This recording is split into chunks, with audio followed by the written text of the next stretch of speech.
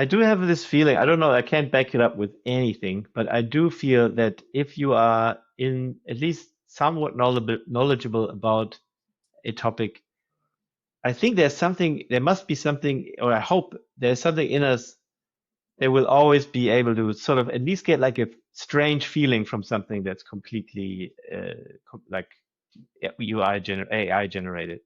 Because I think there's just this invisible. That it would be a shame if it wasn't. If it really could like do that, it would probably it would invalidate all these things that we think are so great about being human. I mean, and I don't think it's possible in some ways. Like Yeah, it yeah. can I make it mean, very similar, and it can get very close, I'm sure.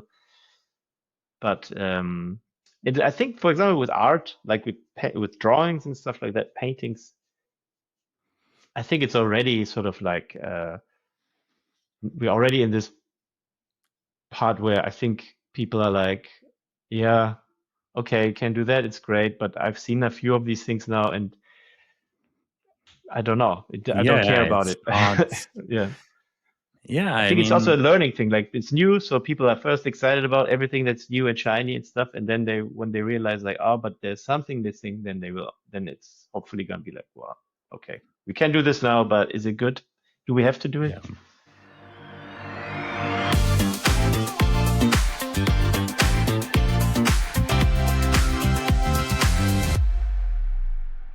Hi, guys, and welcome to another episode of the podcast.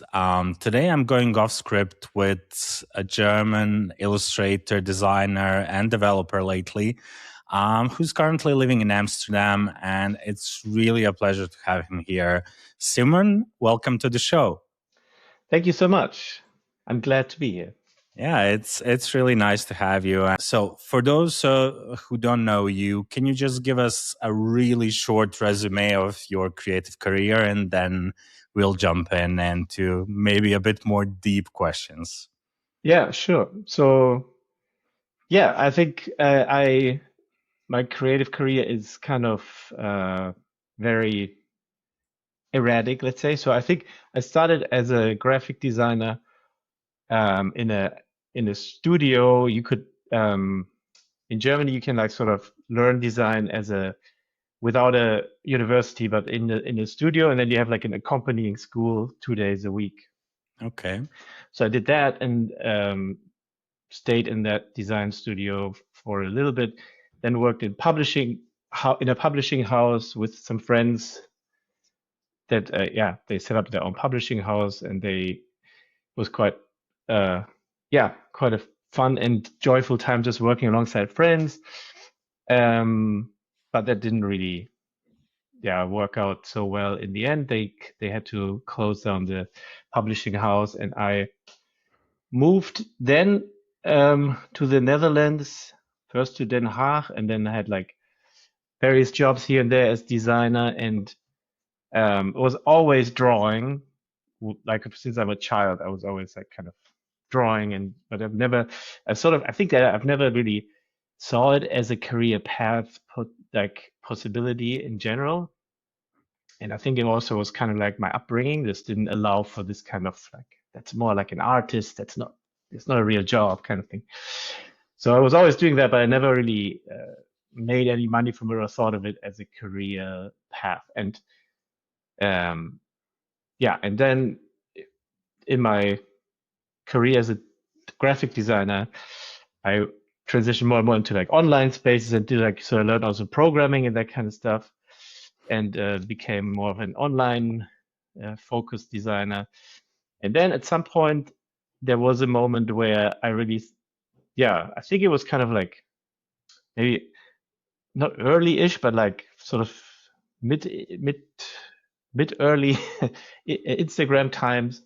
Okay. Where I just published a lot of drawings on Instagram all the time.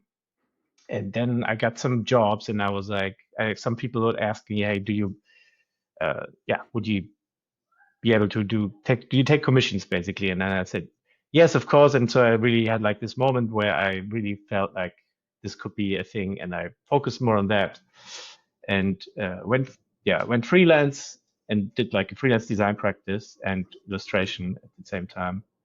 But in the original email you said, I said to you like, yeah, it's not like I have ever really achieved any of these goals fully. I'm still sort of like in the midst of figuring everything out pretty much. So the illustration business has sort of broken away kind of lately as coinciding with the rise of AI tools, and we can maybe talk about like maybe why that Yeah. was potentially or whatever. And so at the moment, this year was a financially extremely difficult year for me. I hadn't had much business in this year, and I've now managed to land a good job, but that will take me through the rest of the year, hopefully. But yeah, it's like for me, sort of, it's not like a success story, but like from the trenches of Oh, well, yeah, I think that's what really matters because, we have all these big names in the industry and we kind of maybe look up to them, but most of the designers, I would say, are in the trenches right now and, of course. fighting against, I read all the time online these days on threads and social media. You see like client is sending me like an AI drawing to fix it. And we are battling so many battles right now. Yeah, So that's what we are all doing. And what you said a moment ago, I don't have it all figured out. I don't think most of us have, honestly. You true. know, Yeah, I mean, if people are on social media, everyone is trying to, show the best part of themselves and show the best part of their work. But I believe like more than 90% of us are still really trying to figure it out also. We are all there.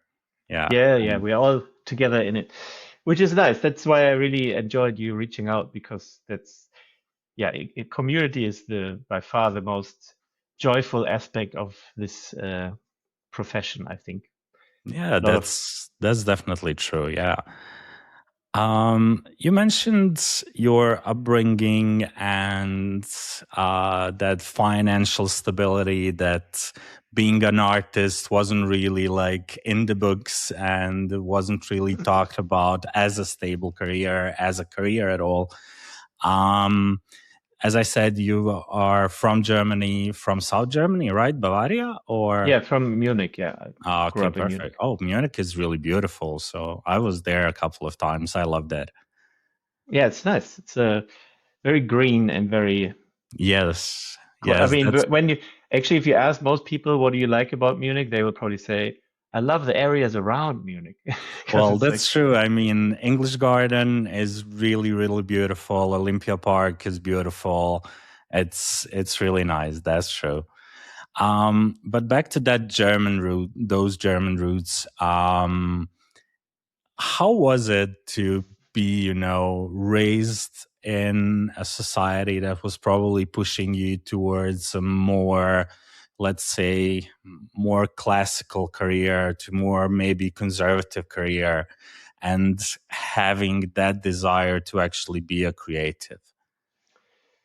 yeah, I think, yeah, yeah. When I think back on it, it's not like I can really sort of put the blame on my parents or anything like that. It's not like they didn't encourage me to do stuff. It was also actually, it kind of was my mom who first, when I was really little, took me to a comic book convention and said like, yeah, you draw all the time, like let's go and see like what some people do with this, and then that's where I first saw people. I think, yeah, I don't know if this it all comes through in my style or whatever, but I really love like sketches somehow, like sketch. So the first time, yeah, I went to, like, my parents are quite cultural, so they took me to art galleries and like to see paintings and stuff like this. And I did like it, but it wasn't really doing anything in the sense that I was like, wow, I want to make paintings. But this time when she took me to this comic book show, you could see the people, they were the artists and they were sketching, and you could just see these raw and pencils drawings, and that was the thing where I was like really drawn to, and I started drawing. But anyway, yeah. So this is, yeah. She did encourage that for sure, but there is, I guess, my parents are from this war generation still, so they would, uh, yeah, for them it was the biggest fear that there would be no money for me, or that I wouldn't find a job. Also, I mean, I guess in the 80s and early 90s, there was maybe also like the Cold War. I don't know what it was really, but they were very, very concerned about this. And I wasn't like really, I mean, I wasn't bad in school, but I wasn't great in school. I had no other real interests, maybe. So they were kind of saying like, with this, your talents or whatever, you could be like, you can go into graphic design and you can commercial, and just don't, you don't have to like think about like artist was never something that was mentioned as a potential thing even, I think. Okay. And also at the time, I think, there was no social media and there was Yeah. it wasn't so present, this path even. It wasn't like pushed at you all the time. Nowadays, it's just, there's a lot. When I saw when I came back home, I saw a guy with a t-shirt that I have seen many, many times, which is like creatives are the new athletes or something like that. And this is everywhere now. Everyone is creating stuff and things. That was not the case back then. So it wasn't so obvious. Yeah. You mentioned comics, and some of your earliest sketches, drawings were actually like tracing Batman comics and Playboy pages. That's what I found online. So it's a very interesting connection, I would say. And with those sketches, with that kind of portfolio, you applied for art school, right? Yeah, several art schools. Okay. With rejection. Okay. Never made it into any art school. Oh no, I mean I visited art school when a lot of my friends went, but I never made it. Never got. There was also it was difficult to get in, and then. Would you say that those early drawings and tracings and everything influenced your current work in a way, or not that much? Yeah, I think in general, so I think with comic books, also the ones that I was into at the time, and it was like the main thing I think I was looking for at the time was to figure out how to do anatomy correctly. Hence also the Playboy drawings. Yeah. But it's like, when you like these muscly superheroes and stuff like that, that was like early when I was a little boy. I was like, oh, superheroes and stuff. When you try to draw that, and if you don't know any anatomy, it just looks so weird and wrong, and you don't know what's going on. And then you just start tracing it really, and just copying it. And then at some point you realize when you're a bit older and you feel like this is like it's because of the relation between muscles and bones and how the structure, how it is.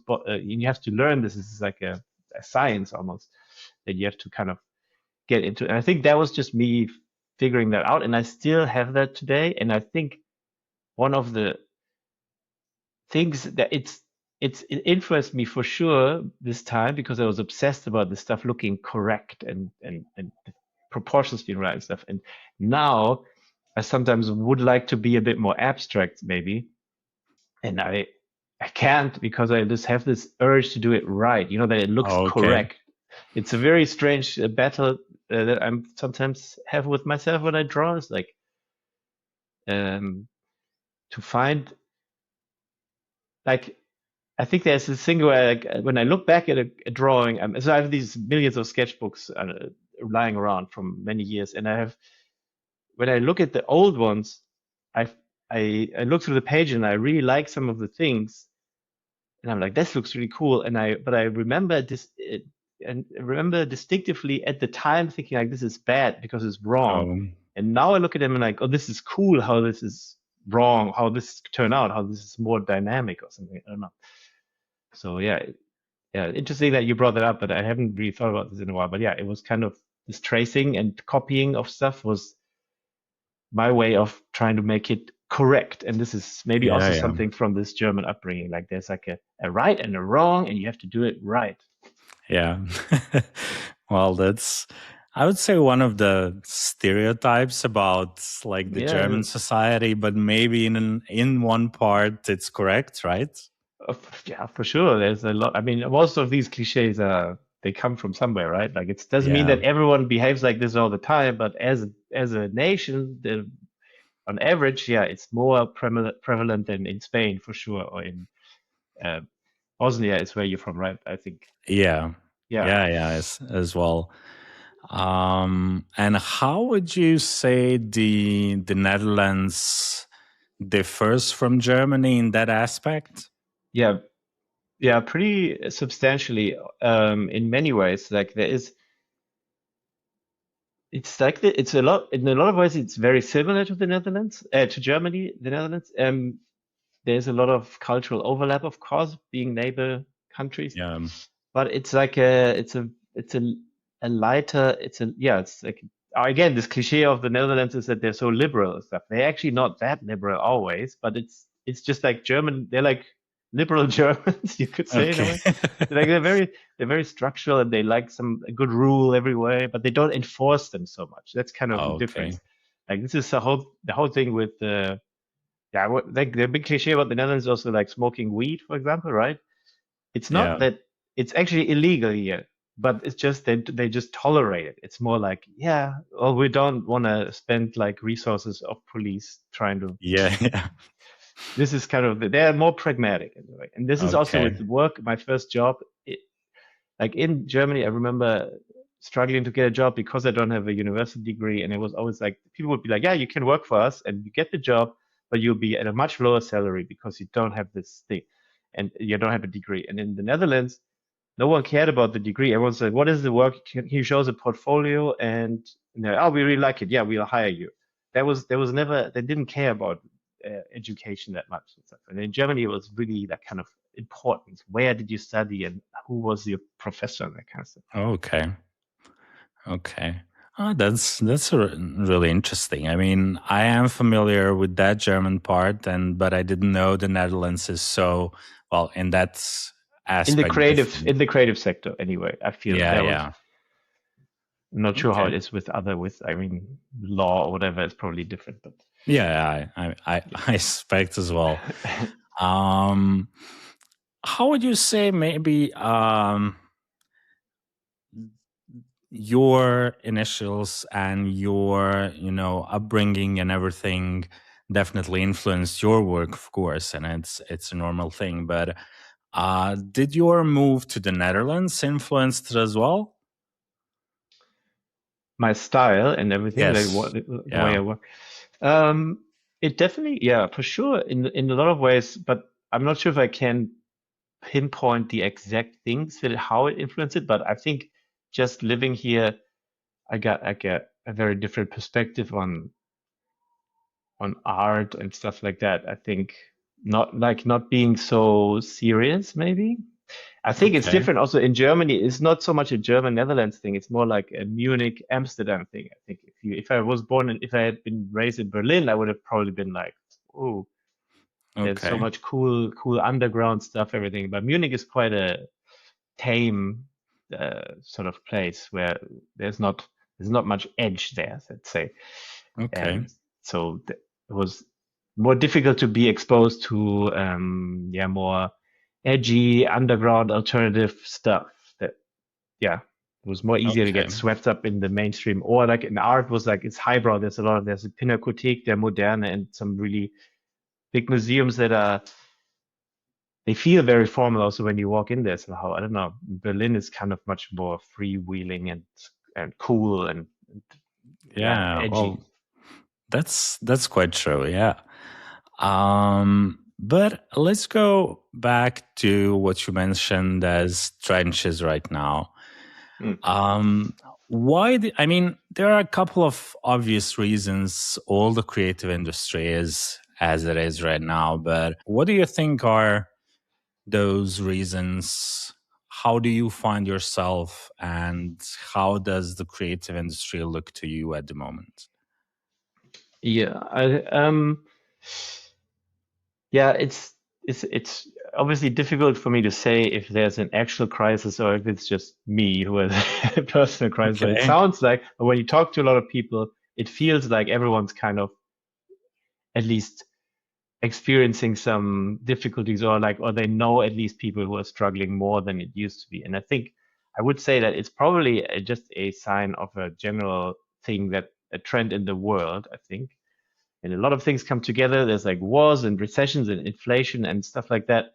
So it means that companies who would usually be clients, that they might not have money or they don't want to spend any money.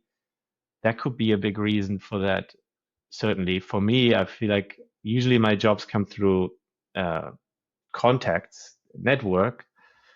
And yeah, by now I feel like I would have heard from some of them but I haven't heard from anyone. And if I reach out, there's often like a thing where it's like, oh, that person doesn't work there anymore. We had to reduce staff and that kind of stuff. So there's generally a feeling of like a economic recession, which is one thing. Then there's this AI stuff for sure is happening as well. And that I really don't know. I can't tell for sure how much that has an impact on my personal job situation. But I'm suspecting though that my commercial illustration job was kind of eaten up by AI because so apart from the stuff that I do on Instagram and those posters and all these things I do that are really my own style, I had a lot of my main income from illustration was from jobs for commercial clients, and there was often an aspect of like, it's just you can draw and we need an illustration. We have a style in mind. The art director gives you some references, and then can you do it in that style? And it's kind of like the worst the worst illustrator to be in this time of AI, but because that is exactly that part that AI so easily replaces. This like, oh, the art director gives some references, and then it can just make something like that. So I'm suspecting that that's why these kinds of jobs have kind of completely disappeared for me. Okay. Connecting to that and also to the financial stability we were talking about earlier, you went freelance from a design agency. Is there any world, any, reality where you would actually go back to work for someone, to work in an agency, or? Yeah, I mean, so the last job I had was actually in a tech company Okay. as a UX designer and yeah, I was working in that kind of industry. That was really comfortable money wise and stuff, but I know also there's also struggles now. But that I would definitely not go back to. That also was kind of like the reason that pushed me to go freelance, because I was like, okay, I'm not flourishing in this environment, really. This is not my bag of tea. Bag of tea? Okay. It's not my, yeah. Anyway, so now there is definitely a reality, like if there's no jobs coming through anymore, I have already looked, on LinkedIn or whatever, like what's out there, and like just read some job descriptions and just considered like, would I do it for this and would I do it for that? And yeah, it's difficult. I don't want to really. What it showed me though, what is the good part about it is that it did give me some clarity of if I had to, I think I would look for a thing where I would feel like good, like it's not important like how much it pays or something or how cool the work is done, but I think I would want to work for a company that does something like has a really good goal, like I don't know, like an NGO or something like that, because I feel like then it feels a bit more, you feel better about working in that sense. And then through this realization, I also realized that personally, I want to maybe work more in this direction. And like, this is actually, kind of important to me in this world, especially when you feel like there's so much inequality and crazy stuff happening everywhere. Then it's like, that's a way to deal with it, because you feel like you're doing something about it rather than being like, oh, I'm the victim of this and I'm just not, coping with all of this. Yeah. On that note, it's kind of looping in the next question. You also illustrated a micro website about the Dutch blackface tradition, which didn't really, took over, like wasn't extremely popular outside of, but why that? I mean, you already kind of answered to that question, but how did the idea come to you? The idea is just that it's like it's crazy that it's still like a discussion here in the Netherlands sometimes. And I was just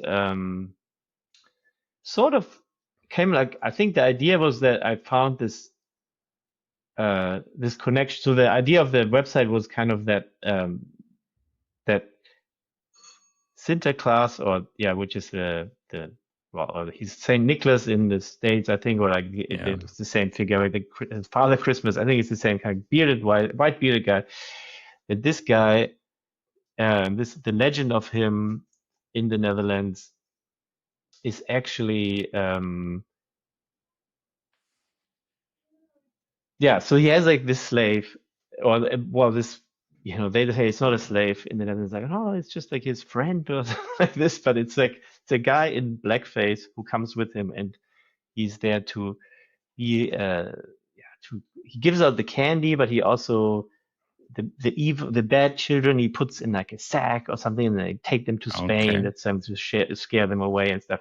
And then the Dutch people always said like, no, it's not a black man. It's because he's a white man who has gone through the chimney, and it's just a suit on his face. That was like the idea or something. But I'm saying like what we know or where it comes from, and it's still very offensive to black people to have this still in the culture, like white men dressing up as black men and pretending to be silly and stuff. It's just crazy that you think that, and so I just thought I realized that I think the idea of I can't remember, it's so long ago, but I think the idea of the website was that there's an old legend, a Nordic legend of Thor, I think, no, Odin, exactly, and that it has actually quite some similarities. Okay. And he had like these black ravens, Yes. and then I was like making this basically I'm making this argument that it could be that this story has already transformed from something very different to this story we have right now. So why can it not transform again to something new, where this Svarte Piet, or the blackface, that's the name of the character, is now, I don't know, green, or is just like something, or a completely different type of character or something. It doesn't, Yeah. because at the time it was invented, there was probably a thing where the Dutch colonies they were in the slave trade, so that was like a exotic, crazy thing that they brought home basically as a story. There's these black men, and who, Yeah. I don't know. It's a very kind of strange thing, and that's what I said earlier about Dutch people not being so liberal and progressive as people maybe think. It's like this.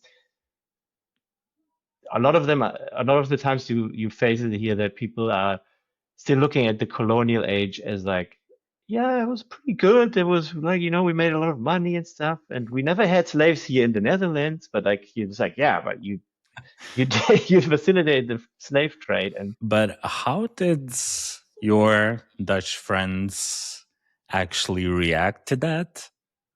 yeah, really well. I think they were really excited about sharing it with their friends. And it's obviously like I mean, you're in a bubble, of course, right? So the people that I know here, they are not saying like blackface is okay or something like that. They're also heavily against it and go protest against it and these kind of things. So yeah, from everyone I knew, I got really great responses. Really. Okay, that's a good thing at least. Yeah. Yeah. Absolutely. Do you think that the world we live in today is much more advanced than than the world, I don't know, a couple of 100 years back? I mean, on that note that we were just talking about, we have all this technology and everything, but are we really that advanced or still not? I don't. Yeah, I mean, I think we're definitely not anywhere near like a utopian great society that where everyone gets along, and we're very far from that. But I do think I just recently read that if you look at the original definition of what a liberal person is, which means that you believe that you believe in equality, you believe in freedom, and you believe in, those are the main things. Then I think we're definitely further than we ever were in some ways. I mean, right now it feels like there's a massive regression in many ways. But you have to say, like, I think that my main thing is what I always say is like, so in the 1930s, or when the Nazis were there, in Munich, there's a famous bathhouse, and that is very much. It's known as like a place where gay people in the Nazi time could meet, and there was like a safe haven for them somehow. And so during that just reminded me at some point, it's like during the Nazi times, like that was so it was they were racist, they were anti-Semitic, and they were anti-gay people. And now, if you fast forward to now, you still have Nazis, neo-Nazis, but nowadays we have gay neo-Nazis, that is some kind of progress. If you like, it's not. I mean, it's not great that they are neo-Nazis, of course, but they have made some progress in the the Nazis have made progress. Like it's kind of it's a weird way of looking at it, but it's like in general, like it might seem really bad now, but if you look at like sort of like if you zoom out of the evolution, I think we're like probably better than we were in some ways. Yeah. Well, at least in some ways, that's true. Yeah. So you mentioned you are also coding right now. How do you find that? I mean, I also did some coding in my career, and so I have that, connection between the design and coding. I don't do illustrations, but I draw fonts as well, so that's kind of a similarity there as well. But how do you find coding compared to design part and illustration? I find it actually, or I used to find it actually quite nice and sort of like don't want to say relaxing because it can get stressful when you're on a deadline or something as well, of course.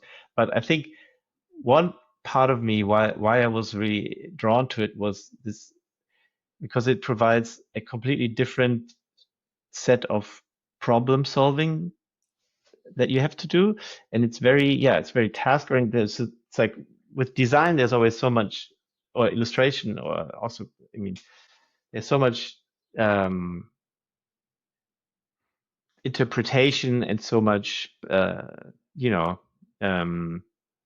opinions also, and sort of like there's not like a one it works or it doesn't work. It's just like, no, I would like it to be a little bit more. So these discussions I always find difficult. I mean, this is massively something that I should work on as well, to like be more like that I deal better with criticism and that kind of stuff. It's one thing, but on the other hand, even when you are very good at this, I think it's quite exhausting if you work in this and you put a lot of your personal, like with design and with aesthetics.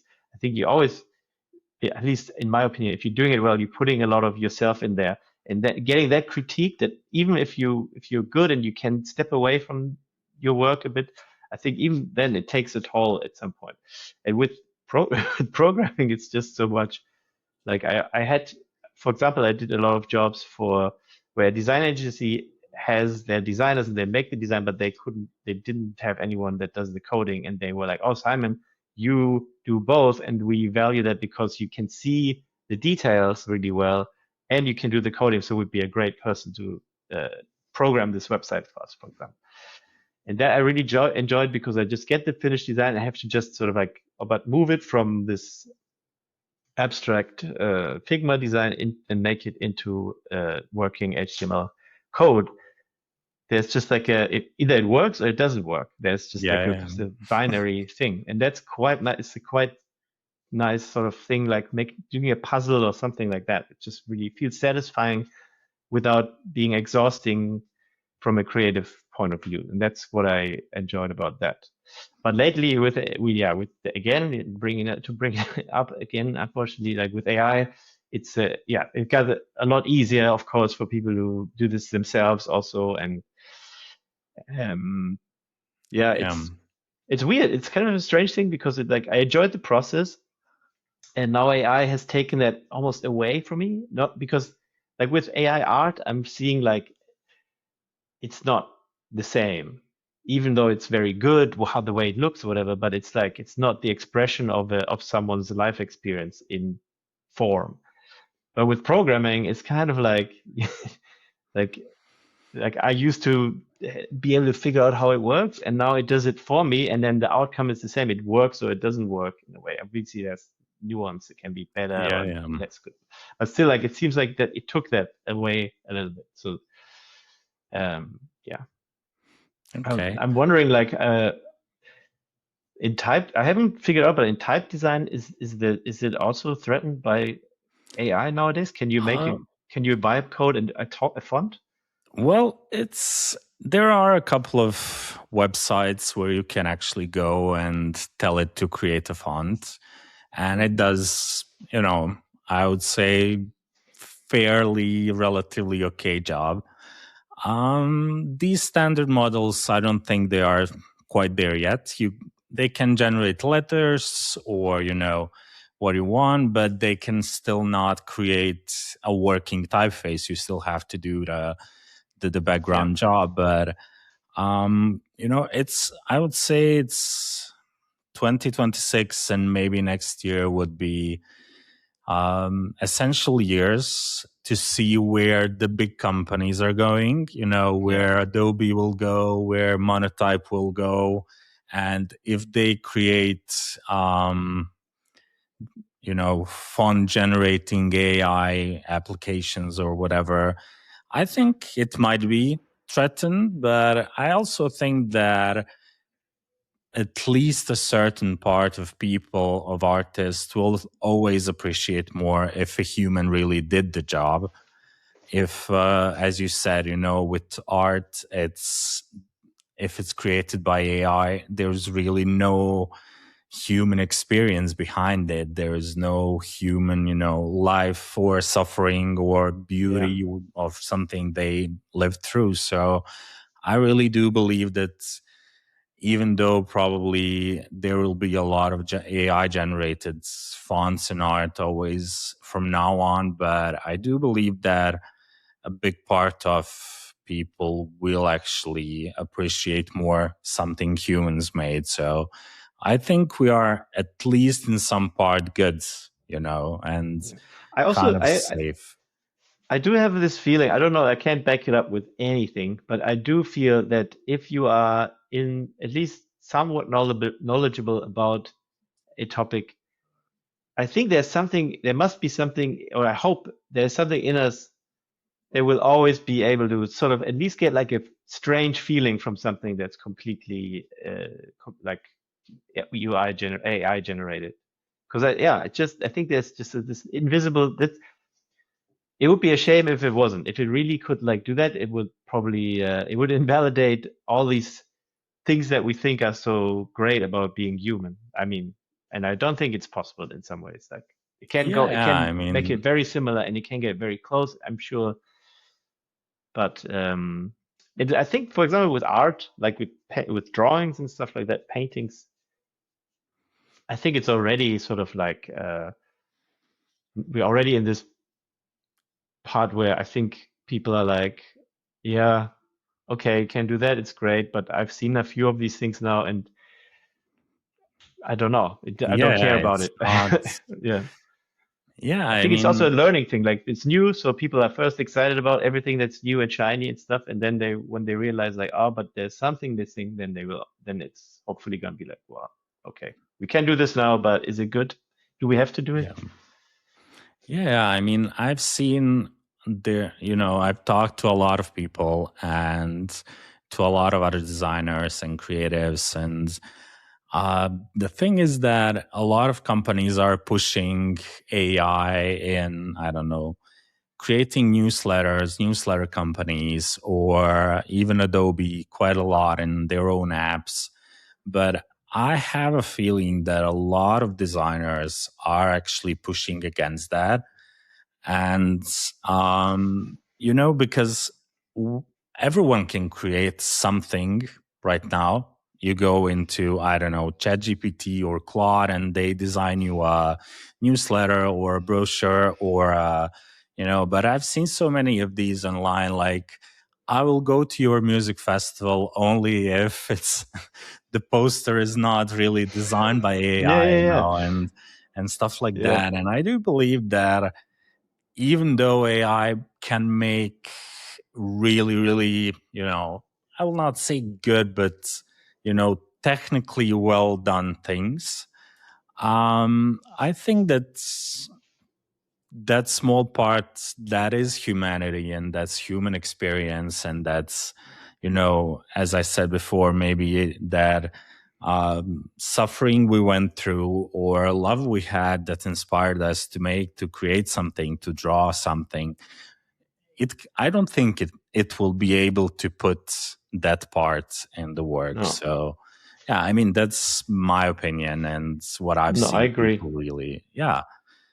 I agree, And but I've I also, also think that's like I think that the reaction of a lot of people that are so against it, um, it's understandable, and I don't think it's not even actually this anger or this sort of rejection is not actually against the AI itself and what it can do. I think this is against the corporate greed that is behind that. yes, This is because it's like obviously like a huge this all of this is just there to enrich like a few people, a few big corporations, and make them push their product to everyone. So, and yeah, yeah. I that's mean, what people are really upset about. Even if they say like I don't want AI or whatever, I think behind that lies more the fact that I don't want you to like take the joy out of this thing, basically. absolutely, yeah.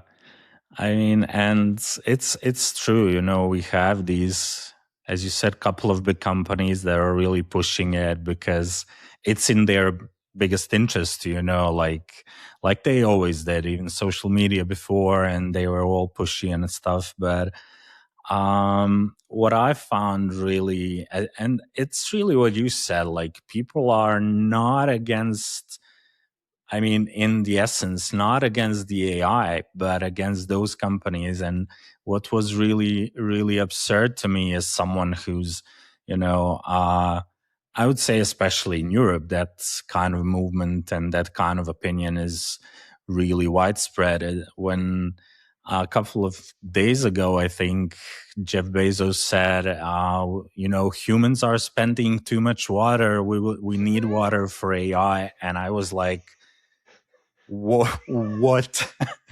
I mean, seriously, how can you even say that? And it's Yeah, I such mean, an absurd thing. And when people see that, I mean, it's obviously like kind of, what kind of a world are we living, and it was really, really surprising to see that they are even so openly saying those things, like, okay, we need water to cool the data centers or whatever, you cannot have the water. And yeah, it this was, is it's something that I'm like. I mean, I'm not an expert really in all these sort of yeah economical things, let's say. But when I get a letter from here from Amsterdam, there was lately everyone got a letter sent to their home and said like, and it's also an advertisement that's playing a lot during the World Cup. It's like, hey, you should only shower for 5 minutes.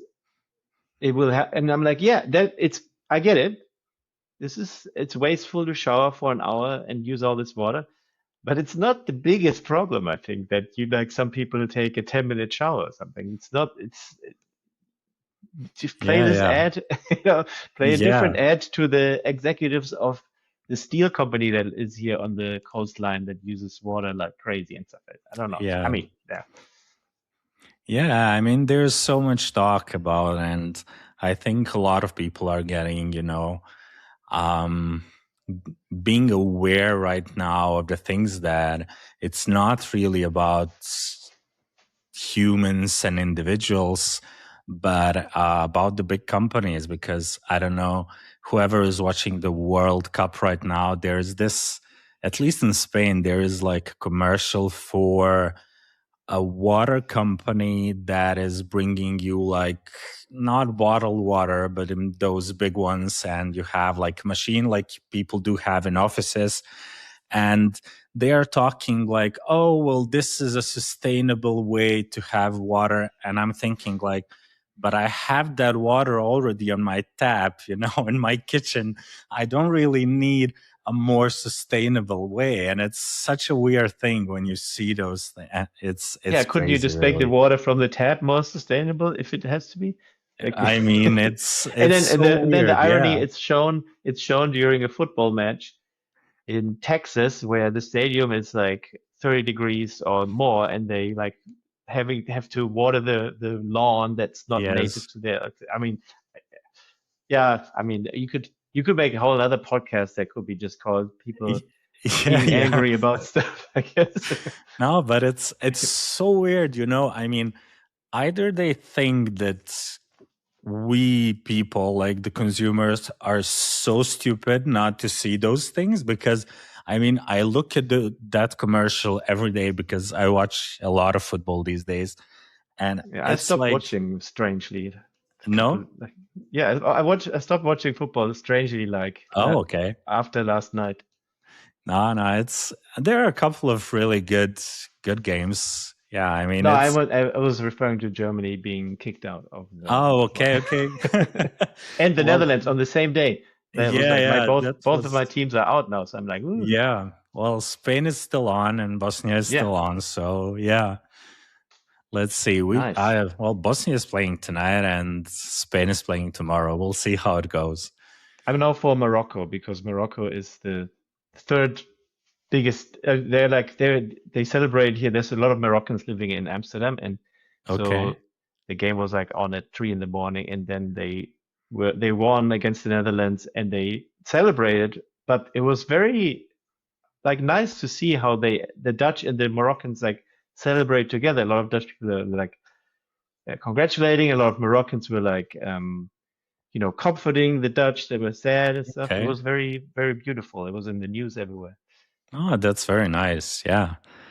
That's very nice. Not the most common thing we see these days in the No, no, world, exactly. but that's very nice. I love how this conversation, we started so kind of officially, give me your background and everything, and I like how it actually went to a completely different direction. But just to go back, I have a couple of more questions. Um, what would be one advice that you would give creatives right now? You have a lot of experience, good and bad, in the industry, in the agencies, in the freelancing. What would be your one advice that you would give, especially maybe to young designers right now? Yeah, I think I mean it's the thing is that it sounds probably really lame because it's kind of what always everyone probably says, but I think that for me there was this thing where I um yeah, as I mentioned earlier, like I had like an idea that was influenced by my parents or my upbringing, the environment I was growing up in, of what is possible and what is not possible, and um, so I made all these sort of compromises, and then I also um, so I guess the this the lame thing is like this stay true to yourself thing, but I think what I really want to say with that is that you should um, yeah don't change anything. Don't make a change in your career, whatever, because you think it might be easier that way, or it might be beneficial to your career or something like that. I think that's that will lead you maybe to a place where you earn more, and but it's also not guaranteed that it's forever or whatever. Okay. I think you should. make decisions based on the fact that what are you interested in and what do you want to keep doing. And then the second thing that I think is very interesting, that's more for the people who do illustration and like art adjacent stuff, or like can also be design, of course. Anything that's really a bit more related to your personal character, that you have an output like that is open to be critiqued by other people and stuff. Right? I think that my biggest advice is, please learn to like distance your personality from your art, in a sense that it's not an attack, because if you make it your personality, like my work is my personality, it will be very difficult to deal with any sort of criticism, failures, and you're also more tempted to make choices that are not, they don't come from the heart, but they come from a place of fear or whatever. Because if for example, if you want to sell art and it's really your thing, and you think really like, I put everything in there, and then no one buys it at this moment anyway, which happened to a lot of great artists in their lifetime, then it feels obviously terrible and stuff like this. But it's not that, it doesn't mean that anything is wrong with you, or that is like and as we know from art history, a lot of artists sold a lot of paintings for crazy amounts of money, but only after they had already passed away long ago. So this is just the proof of that. It's just don't attach your personality too much to what your output is. It's not you. It's what you output, and then I have two more. One is kind of a fun question, and the other one is, again, more serious to end the conversation. The fun one would be, what is the item in your house that would surprise us to know that you have it? One thing. Ooh, what is an item in this house? Surprised. Oh, that's difficult. I mean, I have not so surprising. I don't know. Yeah, that maybe. I mean, maybe do the other question first. Maybe I can think of something in the meantime, because it's very difficult. I don't think I have. Yeah, I don't know if I have anything that's surprising. I'm not that surprising kind of person, really, I think. Okay, no problems. Yeah. No problems. Let's go with the second one. If you had to delete all your work, everything that you've done so far, what would be the one thing that you would want to keep? All of my work deleted. I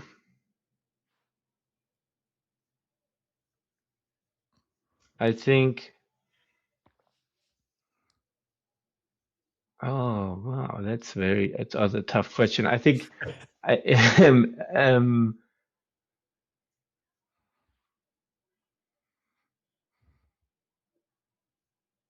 wow, you have to probably cut out a lot of thinking. No problems. No, I love that silence.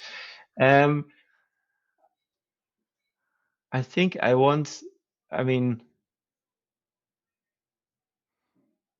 I have to really go through all of these things. I mean, I had a time where I was very productive, and I made like so many drawings, and it would be but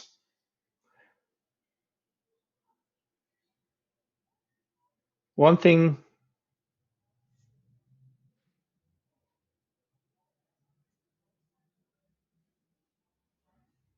I think, okay, so one thing that actually see it. Oh my God. Yeah. So this poster that is right here is something that I made for my partner, Tracy.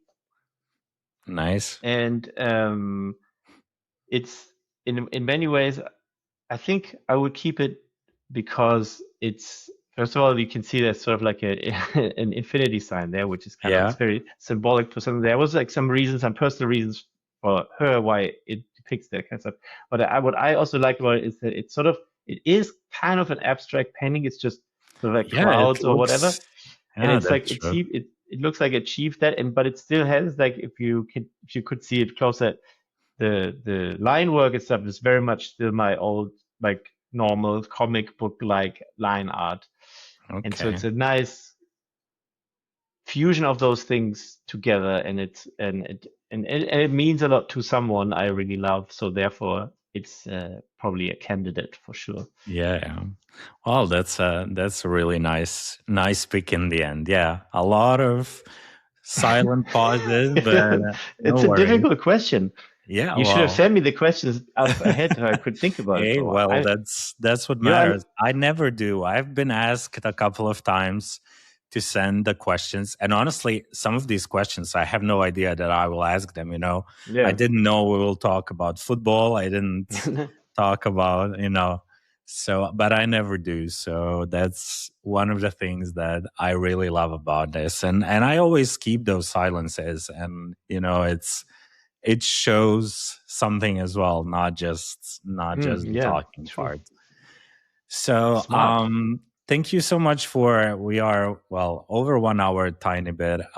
Thank you so much for this conversation. I really had a great time, and I definitely hope, we catch up in a couple of Yeah. years to see how it all goes and That's how what it I was going to ask you that. Is this like the plan to like to get people on repeatedly after, it's kind of like Well, very I interesting. actually do that. Oh, I nice.